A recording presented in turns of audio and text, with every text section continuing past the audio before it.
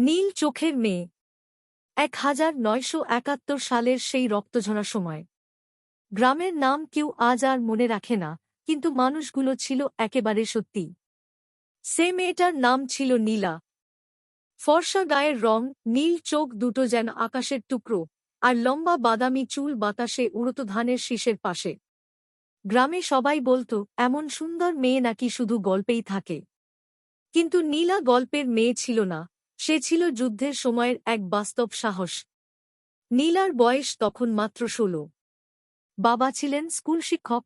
মুক্তিযুদ্ধ শুরু হওয়ার প্রথম মাসেই পাকিস্তানি সেনাদের হাতে ধরে নিয়ে যাওয়া হয় তাকে। আর কখনো ফেরেননি। সেই দিন থেকে নীলার চোখের নীল রঙে আনন্দ ছিল না, ছিল আগুন। গ্রামে মুক্তিযোদ্ধারা আসত রাতের আঁধারে। নীলা লুকিয়ে লুকিয়ে তাদের জন্য ভাত, পানি, ওষুধ জোগাড় করত। কখনো খবর পৌঁছে দিত কোথায় সেনারা আছে, কোন রাস্তা নিরাপদ।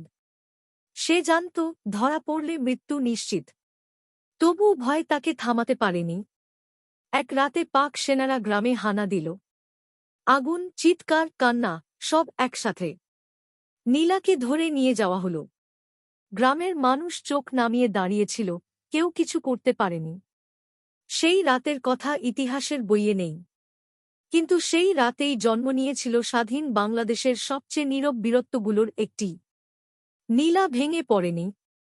তার চোখে তখন আর নীল আকাশ নয়, ছিল লাল সূর্য। সে কথা বলেনি, কাউকে ফাঁসায়নি। নিজের সব কষ্ট বুকের ভেতর চেপে রেখে সে শুধু একটাই কথা ভাবছিল, বাংলাদেশ যেন বাঁচে। কয়েকদিন পর মুক্তিযোদ্ধারা গ্রামটি মুক্ত করে। নীলাকে পাওয়া গিয়েছিল অচেতন অবস্থায়, কিন্তু জীবিত। দেহে ক্ষত ছিল, চোখে ছিল গভীর নীরবতা, কিন্তু মাথা উঁচু ছিল। 16 ডিসেম্বর। সবুজ-লাল পতাকা উঠল আকাশে। গ্রামের সবাই আনন্দে কাঁদছিল। নীলা দূরে দাঁড়িয়েছিল। সে হাসেনি, কারণ সে জানত এই বিজয়ের দাম কতটা রক্ত, কতটা নারীর নীরব ত্যাগ। বছর পেরিয়েছে।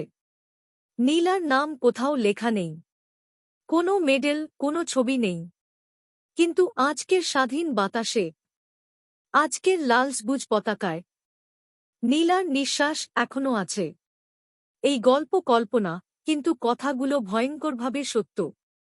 1971 সালে এমন হাজারো নীলা ছিল। তাদের নাম আমরা জানি না, কিন্তু তাদের ত্যাগের ওপর দাঁড়িয়েই আজকের বিজয় দিবস। শ্রদ্ধা সব নীরব নায়িকাদের। শ্রদ্ধা 1971।